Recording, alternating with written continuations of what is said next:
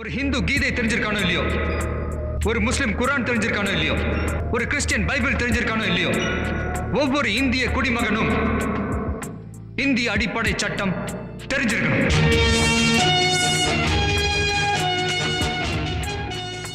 வணக்கம். சென்னை உரிமை வழக்கு ரமேஷ் பேசுகிறேன். இந்த முறை பேச போகிற தலைப்பு பார்த்தீங்கன்னா, பேப்பரில் செய்தியாக படித்தேன். அதுக்கப்புறம் இந்த தீர்ப்பை நான் வந்து நெட்டில் தேடி கண்டுபிடிச்சி, ஹைகோர்ட் வெப்சைட்லேருந்து தேடி கண்டுபிடிச்சி எடுத்தேன். என்ன விஷயம்னு பார்த்தீங்கன்னா,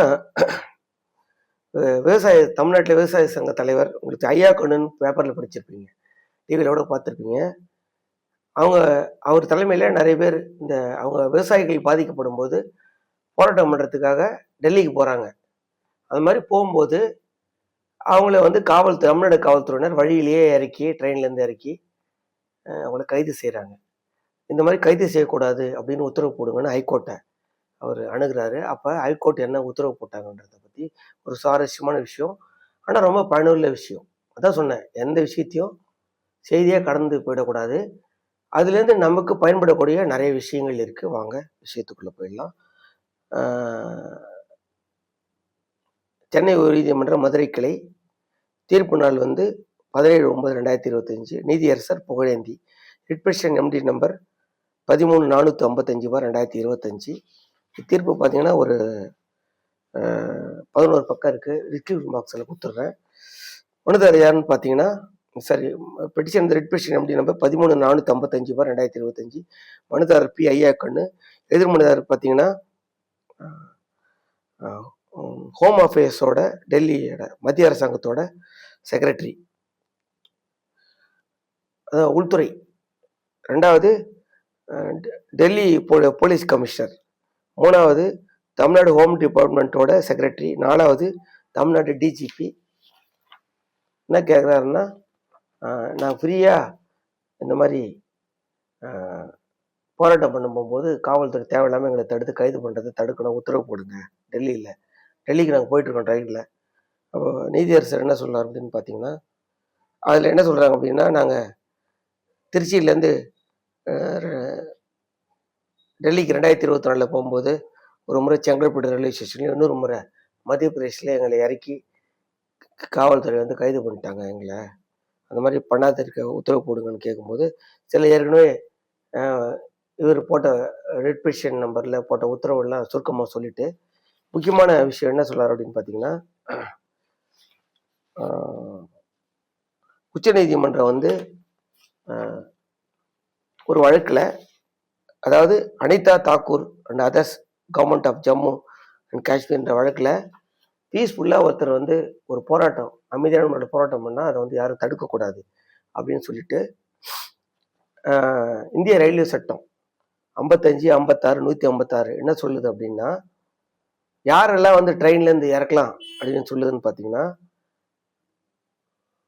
போதுமான டிக்கெட், அதாவது டிராவலிங் வித்தவுட் டிக்கெட் இல்லாமல் பயன்படுறது, இல்லை சீரியஸான நோய் இருந்தால், இல்லை ட்ரெயினோட வேற பாகத்தில் சீட்டில் உட்காராம ட்ரெயின் மேலே ஏறி உட்கார்றது, இல்லை சைடில் உட்கார்றது, இல்லை தொங்கிட்டு வர்றது, அந்த மாதிரி பண்ணால், அந்த மாதிரி காரணங்களுக்காக மட்டும்தான் அவங்கள இறக்க முடியும். மற்றபடி இந்திய அரசியலமைப்பு சட்ட உறுப்பு 19 படி ஒருத்தர் சரியான டிக்கெட், செல்லத்தக்க ஒரு டிக்கெட் வச்சிருந்தாருன்னா அவரை வந்து நீங்கள் ட்ரெயின்லேருந்து இறக்கக்கூடாது. ஆனால் அதெல்லாம் சொல்லிட்டு நீதியரசர் என்ன சொல்கிறாரு, நீங்கள் டெல்லியில் போய் போராட்டம் பண்ணுறேன் அப்படின்னீங்கன்னா அதுக்கு முறையான அனுமதியை அரசாங்கத்துக்கிட்ட வந்து நீங்கள் வாங்கியிருக்கணும். அப்படி பண்ணலைன்னா, ஆனால் இவர் வந்து அமைதியான முறையில் டெல்லியில் போராட்டம் பண்ணுறதுக்கான உத்தரவை வந்து என்கிட்ட காமிக்கல, அதனால இவர் கேட்ட உத்தரவை நான் பிறப்பிக்க முடியல. ஆனால் ஒருத்தர் ட்ரெயினில் ஏறிட்டு ஒரு டிக்கெட் ப்ராப்பராக ரிசர்வ் பண்ணி டிக்கெட் எடுத்து ஏறி இருந்தார்னா, அவர் ட்ரெயினில் பயணம் பண்ணும்போது அவர் போராட்டம் பண்ணுறார் அப்படின்ற காரணத்துக்காக அவரை வந்து காவல்துறை வந்து ட்ரெயின்லேருந்து இறக்கி கைது செய்யக்கூடாது. அது இந்திய அரசியலமைப்பு சட்ட உறுப்பு 19 படி அடிப்படை உரிமை மீறல், மனித உரிமை மீறல் சொல்லியிருக்காரு. அந்த மாதிரி ஏதாவது உங்களுக்கு நீங்கள் முறையான அனுமதி வாங்கிட்டு ட்ரெயினில் போய் உங்களை இந்த மாதிரி இறங்கினாங்கன்னா, நீங்கள் யார் இறக்குறாங்கன்னா அவங்க பேரில் சட்டப்படி புகார் கொடுத்து நீங்கள் நடவடிக்கை எடுத்துக்கோங்க அப்படின்னு சொல்லி இந்த வழக்கை முடிச்சிருக்காரு. இதுலேருந்து நீங்கள் என்ன தெரிஞ்சுக்கணும்னு பார்த்தீங்கன்னா, சட்டப்படி நீங்கள் ஒரு போராட்டம் நடத்த போகிறீங்க அப்படின்னு வச்சுக்கோங்களேன். ட்ரெயின்ல ஒரு வேல்யூட ரிசர்வ் பண்ணி டிக்கெட் எடுத்துருக்கிறீங்க. ஆனால் நீங்கள் போராட்டம் பண்ணுறதுக்கு அனுமதி வாங்கலை அப்படின்னா, ட்ரெயினில் ஏறிட்டீங்க அப்படின்னா உங்களை காவல்துறை கைது பண்ண முடியாது. ஆனால் நீங்கள் ட்ரெயின்லேருந்து இறங்கிட்டு வெளியில் போன பிறகு போராட்டத்துக்கு அனுமதி வாங்கலை அப்படின்னா உங்களை காவல்துறையினர் கைது பண்ணலாம். ஆனால் நீங்கள் முறையான போராட்டம் நடத்துறதுக்கு அனுமதி வாங்கியிருக்கிறீங்க, ட்ரெயின்லையும் பயணம் பண்ணுறீங்க, முறையான டிக்கெட் வாங்கிட்டுனா உங்களை காவல்துறை எந்த விதத்திலையும் கைது பண்ண முடியாது. இல்லை போராட்டத்துக்கு அனுமதி வாங்கலை, அனுமதி இல்லாமல் போராட்டம் நடத்துறதுக்கு ட்ரெயினில் டிக்கெட் வாங்கிட்டு நீங்கள் உங்கள் ஊரில் பஸ்ஸில் ஏறிட்டுருங்க, ட்ரெயினில் ஏறிட்டுறீங்க அப்படின்னா உங்களை காவல்துறையினர் நீங்கள் போராட்டம் நடத்துறதுக்காக உங்களை இறக்கி ட்ரெயின்லேருந்து இறக்கி உங்களை கைது பண்ண முடியாதுன்றது தீர்ப்புலேருந்து தெரிஞ்சுக்க முடியும். இன்னொரு விஷயம், இதுலேருந்து இன்னொரு விஷயம் என்ன தெரிஞ்சுக்கலாம்னா, சப்போஸ் நம்ம லோக்கலில் தமிழ்நாட்டில் இருக்கோம்னு வச்சுக்கலாம், பஸ்ஸில் டிக்கெட் வாங்கிட்டு இருக்கோம்னு வச்சுக்கலாம், காவல்துறை இதே மாதிரி ஒரு போராட்டம் பண்ணவங்கன்னா தடுத்து இறக்குனாலும் அது சட்டவிரோதம் தான். இந்த தீர்ப்பை வச்சு நீங்கள் அந்த மாதிரி காவல்துறை பண்ணால் நீங்கள் அவங்க மேலே சட்டப்பூர்வமான நடவடிக்கை எடுக்கலாம். அவங்கள்ட்ட இழப்பீடும் கேட்க முடியும். துறை ரீதியாக நடவடிக்கை எடுக்கவும் நீங்கள் கேட்கலாம்.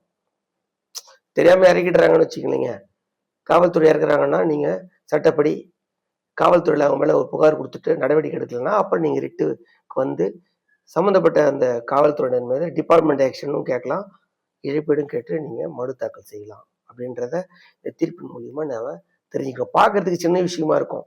ஆனால் இப்போ நீங்கள் இதுலேருந்து உங்களுக்கு என்ன தெரியுது, ஒருத்தர் நல்ல ரிசர்வ் டிக்கெட் வச்சுருந்தா அவர் போராட்டம் பண்ண கிளம்பிட்டாருன்றதுக்காக ட்ரெயின்லேருந்து பாதி வேலை இறக்கி அவரை கைது செய்யறதுக்கு காவல்துறைக்கோ, எந்த காவல்துறைக்கும், அது எந்த ஸ்டேட்டில், இப்போ ரயில்னா தமிழ்நாட்டு கிளம்பி ஆந்திரா, எந்த வழி, கர்நாடகா, இந்த மத்திய பிரதேஷ் வழியாக வேறு மாநில வழியாக போகும்போது அந்தந்த காவல்துறை உங்களை கைது பண்ண முயற்சி பண்ணலாம்.